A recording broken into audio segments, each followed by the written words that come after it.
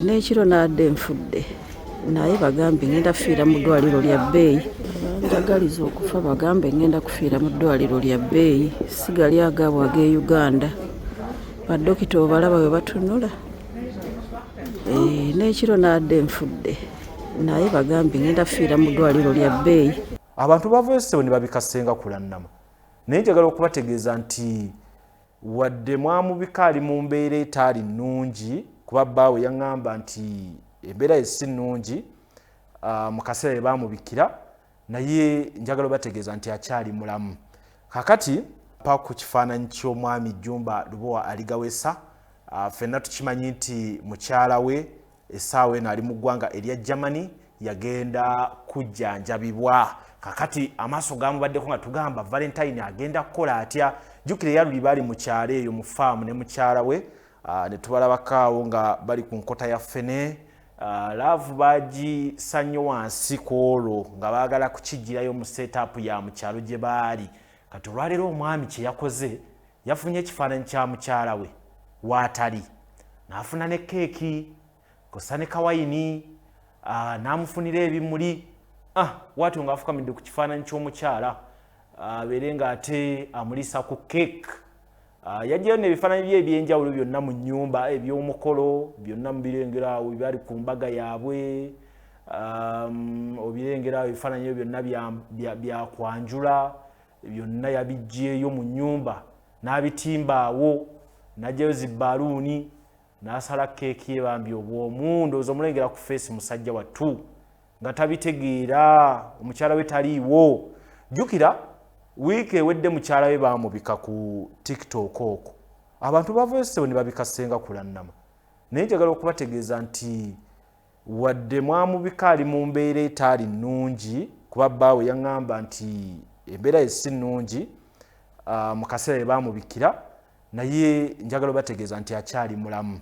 Kakati era okwosa ejjo ku lwa Valentine lwennyini yali mulwadde nnyo era ge nategeddeko. Kati wenjogerera yavuddemukko ku ddoboozi era yayanukudde abamubika mu katambi ke twalabye abasawo nga beetala, n'abagamba agenda kufiira mu ddwaliro lya bbeeyi.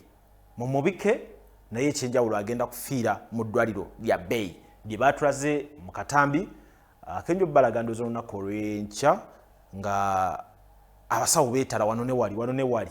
So olunaku olutyo lwatambulidde mwami Jumba sayidi eyo. Ndowooza bwe kiba nga kyekyabadde kimukolera waba yakikoze n'aba nga yafunye eddembe mu ye wakati mu kusoomoozebwa, nze ng'omuntu sikiinaako buzibu mu kareedi ke ne black.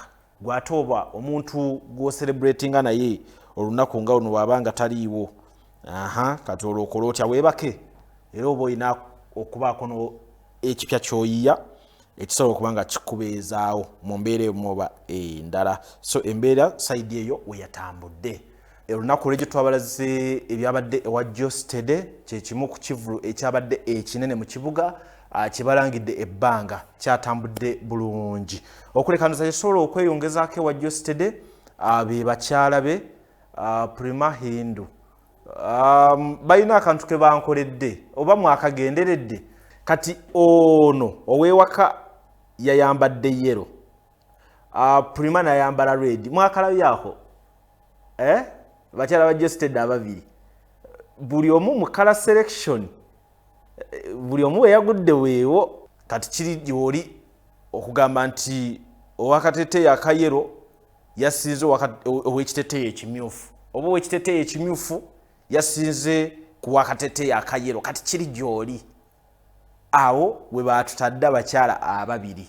So debate ekyagenda mu maaso, Prima kati ogugwe gwawedde kuba ekivulu kyawedde, byonna abikoze nga bagenda mu kivulu mu linnya ly'okugamba nti abadde apromotinga kivulu. Kati kyawedde, ki ekigenda okuba nga kiddako ye ne taata w'abaana be? Kakati embeera ya Sheraton weetyo we yatambudde. Mu mbeera endala nze Valentine nagimalako nga ndi n'abalokole nali n'abalokole beereere okutwaliza ewamu nga wootaba muweereza mu kkanisa oba musumba wootaba musumba oba ndiga kati nze valentine eyo gye nagimalirako twali n'omusumba Robert Kayanja n'omukyala we Jessica Kayanja twali ku Verses restaurant esangibwawo e Rubaga so bakola enteekateeka ennungi mu kucelebratinga Valentine. Lwaki bacelebratinga Valentine? Bagamba kiina kutandika nabo nga abasumba mu mbeera y'okulaba nga bacelebratinga love kuba nabo bakkiririza mu kwagala so ne basalawo okubeera nga bacelebratinga Valentine mu mbeera nga emugiraba so mukolo gwatambula bulungi okulya twalya kuva we twatuuka paka we twasibula ne tunywa security nga nnungi ka music live band nga kalungi kwega buli kimu kyali kirungi omukolo gwali VVIP so gwavayo nga mugulaba awo so Valentines nebiranga yanyuma n'omusumba Jessica Kayanja fe abaliwo n'atunyumiza mu kengeri gye yeefunamu n'omwami we n'abako ebimu byatusuuliramuko mu ngeri omwami gye yamusalako ng'akyali ku university awo emboozi yanyumye naye ndowooza lujja kuba lunaku lulala baatuziniddemuko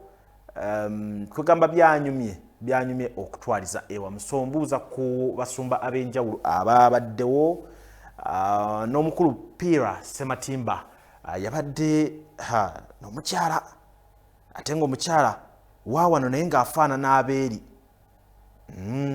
so omukyala byabadde bigatta nga bagenda ku dance floor okuzinamu nga byonna bikola ki bivaayo bulungi so ne mu mbeera eyo twongera okuba nga tubeebaza mwenna ababaddeyo era mu mbeera eddala wembuuza ne ku musumba Julia nkubuzaako mu ngeri ey'enjawulo kati njagala tugende ewa Big Size Bebe Cool yawambyemukko ku internet ng'ayogera ku nsonga ez'enjawulo ensonga gye tugenda okusooka okutunulira waliwo omwana TikToker gwe baasiba kati wiiki ziweze 3 gwe mbasiba zibubi oba nga tugenda mu mwezi ng'omwana oyo baamukwata bamuyita Louis Light kakati ekyamukwasa kwe kuba nti kigambibwa nti yavuma keeki za mukyala we Zuwena kati olwaleero tubadde twebuuza waliwo emabegako we twawulira nti Bebe Cool yasonyiwa omwana oyo era nga waakuteebwa naye wenjogerera nti balooya ba social media tebakola kye balina kukola omwana oyo ateebwe kyovula yakomyewo ku kooti era ne bamuzaayo kati debate egenda kudda ku balooya bannange naddala mmwe abali mu butaala oba mmwe abali eyo nga mwegomba balooya be musingula balaba mu butaala abamu baba banoonya kutunda kintu kyabwe jjukira balooya tebeeranga producer ojja tuwaaka Bebe Cool ku Louis Light balooya tebatera kukola ki kweranga kakati mu buteeranga bo bafunayo omukisa gw'omusibe aliko amawulire baba baagala basooke batambulire okwo kati nako tetukabuusa amaaso Bebe Cool yagamba tebakola kye balina kukola mu kuggyayo omwana oyo producer wekiba kisoboka osootuwa ku sound wa Bebe Cool ku ka video kali aka Louis Light saako twagala ka Louis Light si ako thank you musiramu munange yali tandaba nti ndi musiramu yebo singa sibadde musiramu yalivumye mu katuliki ye Luzira teri basiramu Luzira ng'ejjudde abasiramu mukisiibo babeerayo ebyo nabyongera busungu mugamba nti abantu bano entegeera yaabwe oba tusooke tusigale ku University of Understanding nga full figure bwagiyita nze si mulimu gwange okujja Louis Light mu kkomera mulimu gwe n'abalooya be. It's not my job. Message yange sinkins. But then nabadde ndyawo ngenda okulaba nga Louis Light bamuzizaayo mu kkomera neninda looya najja nanyinyonyola ate tananyinyonyola nendaba nga buno bulooya obubiri buli kuno bwogera ebintu nenkwata ku mutwe nga Mukama Katonda tufudde bano abaana bayaayi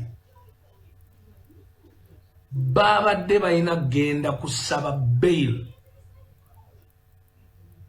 Olupapula lwa bail olusaba bail lulala. Omulamuzi yabagamba nti ba sureties bano omu si mwesiga ali mu mbeera yeemu ng'omuntu ava mu kkomera. Omubbi tayinza kuyimiririra mubbi. Okay. Ye big size Bebe Cool ku nsonga y'omwana oyo omusibe. Saidi emu bagamba yeetonde kuba bali bamusabye yeetonde ndowooza kye tutannatuukako wemba sirabidde sinabayo video yonna nga yeetonda lwakuba nti Saidi endala Bebe Cool yali alaze nti amusonyiye omwana ateebwe kati balooya olwaliro bye bali mu kifaananyi okuba nti tebaakola kye balina kukola ku mulundi guno lwe baamuleeta mu kkooti. Naye ensonga eno yajjidde mu kifaananyi nti tugenda mu kisiibo nga abasinga okukasukira Bebe Cool bamugamba nti musiraamu munno osazeewo ekisiibo akitandikire mu kkomera. We yaddiddemu awo nti ne mu kkomera wali abasiraamu abalala baki ab'enjawulo. Ate mwenna mukimanyi bulungi Bebe Cool tasiiba. Lwe yagezaako okusiiba ng'akoma ku ssaawa awo 7 ez'emisana awo. Kati omuntu ng'oyo bw'omuzzamu ebyo bw'ate tugenda mu kisiibo musiraamu munno yayinza obutakifuna bulungi nga gwe wolowooza. So Bebe awo wakyatutadde. Ndowooza producer Nsembeyo n'aka Bebe ku Kenzo Federation bafuna ssente. Of course kati osobola okukitegeera buli omu ajja kwogera kino na kiri bashiba abatabaddeewo omwaka oguwedde gwonna bakomyewo nabo olaba kati emirimu gya Federation bagitambuza bulungi. Naye nga Bebe of course waliwe tuvudde mu campaign yali asika omuguwa ne Kenzo. Naye essaawa eno alina kyagamba mu ntandika ya Federation. Yes, naye ndowooza tujja kutandikirawo olunaku olw'enkya. Ensonga eyo nayo nga ziimukko Bebe Cool wavayo n'agamba nti ye yatandika Federation. Kiba kigaziimukko naddala nti wano we tuli omugezi yayitawo omuntu asobola okuva eri nga Kenzo nga ggola batabaddeewo nnyo mu nsonga za NRM. Naye wajja nga yeetegesa asobola okuyisaako eggaali. Kati Bebe Cool ku byayogera nalabye nga Kenzo yamukozesa n'abanga ye afuna kyayagala oba n'ayisaawo ebigendererwa bye. Kati Bebe Cool ku byayogera essaawa eno nti yatandika Federation kuba kwekwata ku bisubi. Katutandikire ku eyo ensonga olunaku olw'enkya kuba mbategeezezaako nti ngazi ate ko tujja n'okwongereza amawulire amalala ag'enjawulo. Ne Nambwayo nja mukoonakokko. Jamukoonako jafuna ango gye mubawera mu Nambwayo. So katukwatagane enkya nze Lujja, big up Denon, producer Kisubi na buli omu ali awo okulaba nti ensonga zitambula bulungi. Akuume paka nkya. A contribution, I've done a lot. I have done a contribution, I've done a lot of things. Nzena Zimba, I can tell you the first day when Eddie Kenzo called me to help him create the Federation. How was the Federation created? He asked me because the artists were not able to trust him. He called me and asked me, Bebe, sabo nyambe o meetinge King Saha ne Shiba.